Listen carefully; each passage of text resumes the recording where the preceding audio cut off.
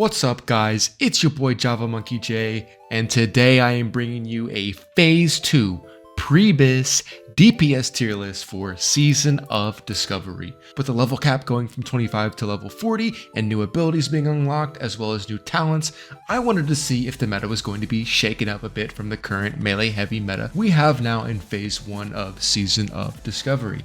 And what better way to do that than getting a bunch of friends together to theorycraft each spec and pin them against each other in a tier list. So before we get started with this speculative tier list, obviously we have no idea what runes will be coming out, but this is based on everything we currently know about what the future holds for the game, including gearing, resistances, game mechanics, talent points, spell rankings, and Phase 1 logs. Again, if you don't like speculation, hey, this video is not for you. Now, I did pull a ton of high-ranking players to talk about our thoughts and opinions, so I think this will serve as a great baseline to go off of before runes are implemented. So if you're wanting to gauge what class might be best, or if you should play a certain spec, this video will hopefully help you choose. If you just love theory crafting, you love talking about WoW, you're in the right spot. So with that out of the way, please like and comment if you enjoyed the video. We just hit 1,262 subs, and that is so awesome. I appreciate the support so much. Okay, let's get into it. The first major roadblock for next phase in regards to pre-BIS ranking of all specs in the entire game is what raid will we be doing and how many players will be needed to do it. We know the raid will be Nomergon, and we aren't so sure that 20 mans will exist, but I really hope that they do. 10 man kind of makes support specs obsolete, there's just not enough room for them. And it seems to give quite a bit of power to melee focused teams, so I really hope that 20 to 25 man teams are going to be the way forward after Phase 1. But since we know the next raid will be Nomer, there's a couple of details that might shake up the meta a little bit. Mechanicals are a huge part of Nomer, and because of this, several specs will see a huge damage loss. Mechanicals are immune to bleeds, poisons, and also immune to draining effects. This puts classes like Arms Warrior and Assassination Rogue at a big disadvantage because they are known more for their damage capabilities using poisons or bleeds and not so much for their utility. Other classes like Affliction Warlock and Feral Druid also take huge hits because of these immunities, but still will be in a decent spot because of their utility and what they can bring. So with those major points in mind, let's go ahead and get right into our tier list. Let's get the meme specs out of the way first. Starting with Frost Mage. Frost Mage will stay at the bottom of the meters, but will absolutely dominate in PvP. They don't bring utility, they don't bring a ton of damage, and you simply won't be bringing them to raid. Sorry boys. And for that reason, Frost Mage is going to get an F tier. They weren't in a great spot in Phase 1, and they will continue to be not in a great spot for PvE in Phase 2. PvP, completely different story. And for the same reason you won't be bringing a Frost Mage, you also will not be bringing a Subtlety Rogue.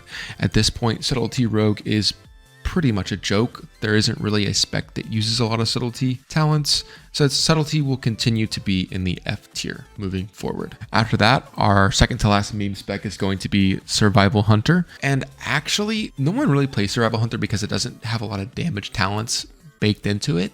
But there are a ton of defensive talents in Survival Hunter. So for that reason, I'm really hoping that Blizzard in Phase 2 takes the opportunity to make Survival Hunter a tanking class. I think it would be so awesome. If you've never seen Survival Hunter or never really taken a look at them, take a look at these talents that look like tanking abilities. They get increased parry chance, they get increased total health, they get deterrence, counterattack. If they got like a tank stance that could give them health from agility and the ability to use traps in combat, I think Hunter Tank could be completely viable. I'm just saying, think about it, Blizzard. And now that F tier is out of the way, let's start with casters. Casters were in a really tough spot this last phase, making up a majority of the bottom of the meters. Casters will need to see some big buffs to be competitive in PvE damage. They do bring some great buffs and offer good utility, so that will always be a good plus for casters. But I think for the most part, if we don't see 20 plus man Nomer, casters will still unfortunately see not very good damage numbers again. Casters will continue to not play a very big role in the meta, and their damage numbers are just going to be okay again. And the reason for that is largely because casters need a lot of support roles to be really good, which just aren't available in a 10-man team. But if you want to learn more about the current state of casters, check out my previous video as it will explain a lot about the future of casters and their issues. That video will be linked down below. Moving on, let's get into what I think will be the weakest of the casters, which makes me very sad to say because I am a huge believer in both of these specs, and I really hope I am just wrong as can be. But Aflock, I think, is going to be in D tier. I have played Aflock since I started playing WoW back when I was a kid in Wrath. I played Aflock in Classic. I tried playing Aflock in SOD, and it just makes me so sad to say in PvE, Aflock will basically be not viable again. Like I said earlier, a lot of damage comes from drain life, which won't be usable on mechanicals. And even though Aflock gets an additional 10% shadow damage increase from their tree, as well as great abilities like Siphon Life, it just isn't enough to bring them up in damage. Af will likely transition to a support role where we are spamming Shadow Bolts to apply improved Shadow Bolt and running Demonic Pact and Tactics to give our other caster homies an additional 20 plus spell power. That is if any of the caster homies actually will be doing damage. However, that 20% increased Shadow Bolt damage will be real nice for our next class, S-Priest. And while in phase 1, S-Priest was in a really bad spot, if you don't know, they actually were spamming Smite due to shadow resistance and an inability to get meaningful talents right now. They actually really start coming online next phase. They get great talents like Shadow Weaving, which will increase shadow vulnerability on bosses by 15%. They also get Vampiric Embrace and Darkness. Vampiric Embrace is a great off-healing ability, and Darkness is just a flat 10% damage increase from shadow abilities. Their biggest gain this next phase is Shadow Form. 15% increased shadow damage across the board. So big. Plus their runes right now are crazy strong. Void Plague hits harder than Corruption right now, and Shadow War Death is literally critting for 1k plus, and it's an instant cast. Actually nuts. Plus, they will probably be running Homunculi, so melee will be happy. The only bad thing about S-Priest is some of their main damage spells have very bad spell rankings. As far as spell rankings go, which are critical for casters, S-Priest gets a level 40 Mind Blast, they get a level 36 Devouring Plague, a level 36 Mind Flay, and a level 34 Shadow Word Pain. While they bring great utility, I unfortunately don't see them doing a ton of damage due to their spell ranks, and if Nomer is a 10-man, well, S-Priest will certainly be in the dumpster, and likely will find their spot right next to Af Warlock in D tier. However, if the raid is 20 plus man, utility Af and S-Priest will have great synergy, and they might collectively be in B tier, but right now, they're both D, with an asterisk that says, I really freaking hope I'm wrong. So moving on, let's stay with casters and go to Mage. We know Frost is in the toilet, but Fire right now in phase 1 is actually popping off.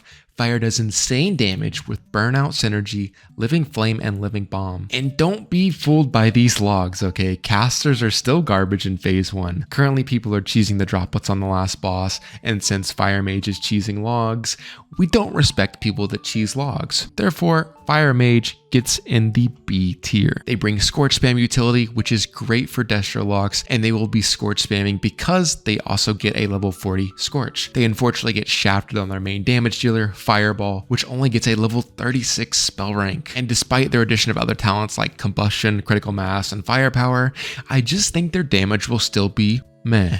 There isn't any crit gear from casters from level 25 to 40, which Mage wants a ton of crit wherever possible due to Ignite, and for pre-raid Biss, they will rely on raw fire spell power that has a lack of int, so you'll be forced to choose between doing damage and actually having the mana to do the damage. Fire will be meh as it is right now. And again, don't let these meters fool you. This is not real. Fire Mage currently is B tier. It will stay B tier. But don't worry if you play Mage, because Arcane will be a closet A tier spec for Mage. No one sees this coming, but it's coming.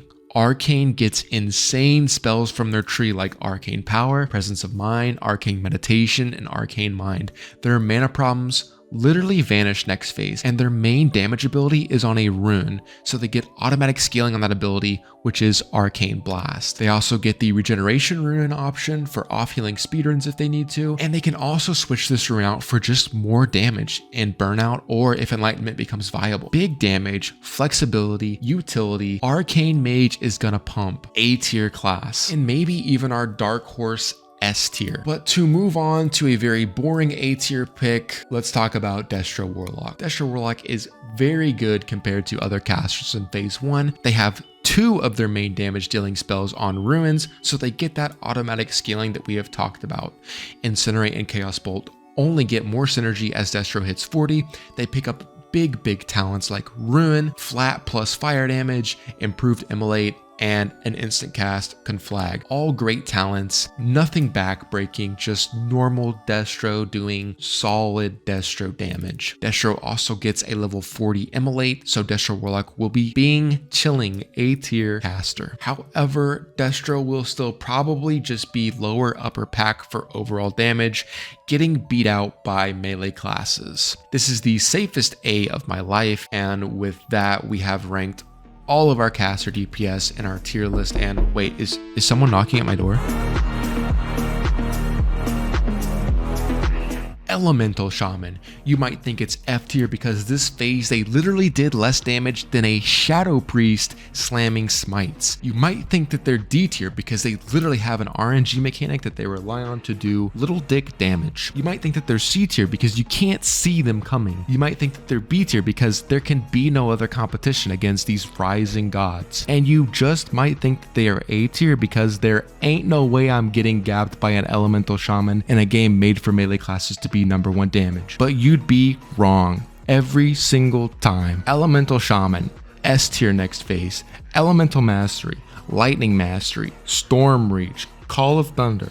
Combine these bad boys with runes like Overload, Lava Burst, and Shamanistic Rage. Homies, it's Jover. Not to mention, look at these spell rankings. Level 40 Chain Lightning, level 40 Searing Totem, level 40 Flame Shock, level 38 Lightning Bolt. Shamans this phase become middle of the pack caster. I mean, Greek gods of the elements that they were born to be. S tier. Oh shit. I legitimately did forget about Boomkin. Boomkin, C tier. Stay humble, boys. Moonkin form is great, good utility, massive W for all casters, great buff. Star Surge does benefit from both your Wrath and your Starfire abilities, so Moonfire, Moonglow, Vengeance. They're all going to buff your one ability that is actually kinda decent, big W. However, the bottom of your tree besides Moonkin form looks a lot like the Destro tree, and Destro does everything you can do, but better. They just don't bring 3% crit. Saying this, Boomkin will still stay dog water. Star Surge finna hit hard as fuck though. Staying on that world PvP grind, and thanks for buffing casters so we hit harder. Boomkin is a niche utility spec. Tell me how I'm wrong in the comments and I'll tell you how you've played yourself at the character selection screen. So now let's move on to melee. Overall in phase 1, melee straight up kicked the shit out of casters.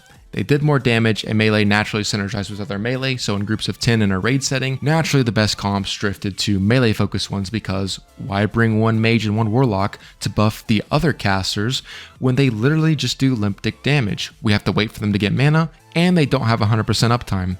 Because of how strong melee are and how much stronger they get, likely phase 2 will again be melee dominant, unless spellcasters get adjustments to their spell rankings, or get really powerful runes, or we see drastic changes to raid encounters, like things that add downtime for melee, or maybe even big armor buffs to bosses to reduce melee effectiveness. Saying this, most melee will do more damage than casters. It's just how this version of the game works right now. Currently, the only hindrance we know of in Nomer will be the mechanical debuff, which we covered earlier, and this puts both arms and assassination in a pretty bad spot. A large amount of arms damage comes from deep wounds procs, and a large amount of assassination damage comes from their poisons, as well as saber slash that acts like a bleed. Saying this, even though both of these classes get a fat L in the form of Nomer, they will likely still be doing more damage than both AF and S Priest. Again, hopefully I'm wrong. Assassination will likely be B tier, being that they have options outside of poisons and bleeds, likely running the backstab build, which still does great damage, and they can even run utility like expose armor. Arms on the other hand is much more affected by the bleed immunity, and while this debuff is a huge hindrance on what their damage will be, they have so many great talents and do so much baseline damage without it. If we look at phase 1 and subtract bleed damage from their overall damage, they would still out DPS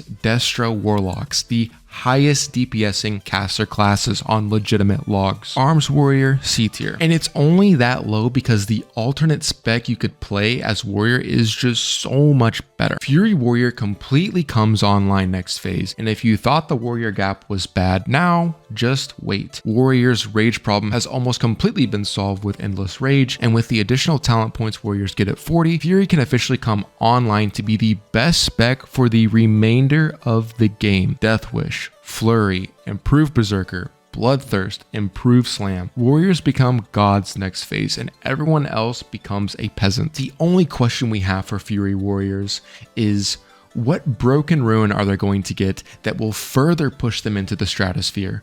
Will it be Titan's Grip? Will it be Heroic Leap? I don't know. Tell me below in the comments. Fury Warrior, by far, S tier. Speaking of gods amongst men, Marksmen will not only do insane damage, but now they will have utility that will be mandatory for each and every raid. If Fury Warriors are gods, then Marksman is God's gift to God himself. True Shot Aura will be mandatory for your melee stack, and with talents like Ranged Weapon, Mortal Shot, Barrage, Hunters are just going to be doing even more damage than they currently are. Marksmen will be S tier because they will have great damage and mandatory utility in a melee meta. Coming in as the second best Hunter spec, only because they don't have True Shot Aura, the Beastmaster Hunter will also be an absolute monster. Beastmaster comes in at a very strong A tier. Pets right now in Season of Discovery do crazy damage, and likely they will continue to be forces to be reckoned with, especially so with BM Hunters who get Ferocity, Bestial Discipline, Frenzy, and Bestial Wrath. If you thought these guys did insane damage, just wait. BM might even do more damage than Marksman. It's just that Marksman also brings True Shot Aura that buffs your whole party. BM's damage will be absolutely huge, but they will lack utility that keeps them out of the S tier. BM is a very solid A tier spec. And speaking of utility, let's talk about the ultimate utility spec right now in phase 1, Feral Druid. Feral Druid brings in the absolutely huge buff that is Wind Fury. Likely druids will continue to bring value to the raid with this huge buff for melee, and if melee is meta, which it likely will be, Feral Druid will again be mandatory to bring to raid, at least for your melee groups. And despite Feral being almost mandatory, their damage is going to suffer greatly next phase. Most of their damage relies on bleed effects from Mangle, Rake, and Rip combos, and because of this, Feral is going to see a massive drop in damage in Noma raid. However, Feral Druid does get access to some pretty cool talents this phase. Talents like Savage Fury, Heart of the Wild, Predatory Strikes, and Fairy Fire are incredibly huge for Feral. However, while they see a huge damage spike, the immunities in Noma will mitigate the majority of these increases. I think while Feral will do great in PvP, for PvE this phase, Feral will likely be diminished to strictly a support role or tank role, where the main reason you bring them is for the mandatory Wild Strikes buff and Fairy Fire. S tier because of the buffs, C tier damage, they are still a melee class after all. A very low A tier final decision, but let me know if you agree below. Alright boys, second to last but not second to least, we have the Alpha Rogue spec Combat. Combat is going to be nuts next phase. Rogue already does hella damage. This spec will take the spot of the Saber Slash build, but instead of running Saber Slash, you'll play around Mutilate or some other rune in this slot. Combat gets access to Adrenaline Rush, Aggression, and Blade Fury, which is just going to let you be the white hit and melee combo point spending king. They're going to do absolutely insane burst damage, especially on their openers. Combat Rogue doesn't rely on poisons or bleeds to do their damage, so they won't be affected by immunities. They will easily be top tier damage again, but since they provide almost zero utility, I am going to bring them down to A tier. Very strong DPS. And last, and kind of least to be honest, we have the least impressive melee DPS of Season of Discovery so far, Ret Paladin. In phase 1, Ret launched off with crazy DPS, insane burst, but over time, they just haven't scaled well. They are monsters in PvP, but in PvE, they just don't do a lot. They are the worst of the melee DPS, and in phase 2, unfortunately, I don't see this changing much. While Ret gets really strong talents like Vengeance, Two-Handed Specialization, and Conviction, I don't see these talents being enough to launch them into the middle of the pack for melee DPS. Other melee DPS just get way more impactful talents, and Ret doesn't. They really need a great rune to be competitive in damage with other melee, and while they don't bring a great amount of damage, they still do have a good amount of utility. Light be with you, brother. In C tier. Ret Paladin is gonna suck. Change my mind. And there you have it, folks. This is my full tier list for Phase 2 in pre-raid BIS, not counting the runes that at the making of this video don't exist yet. This is my prediction. Again, this is all in good fun, good speculation, theory crafting. So I could be right, could be wrong. Only time will tell. Let me know what you guys think about this list below. Let me hear your wild rune ideas about your favorite class in the comment section. Let's talk about it. Did I get something wrong? Is there something you disagree with? Let me know below. I've been Java Monkey J. You can catch me streaming on Twitch. My other links are below. Don't forget to like and subscribe, and I will see you guys in the comments. Peace.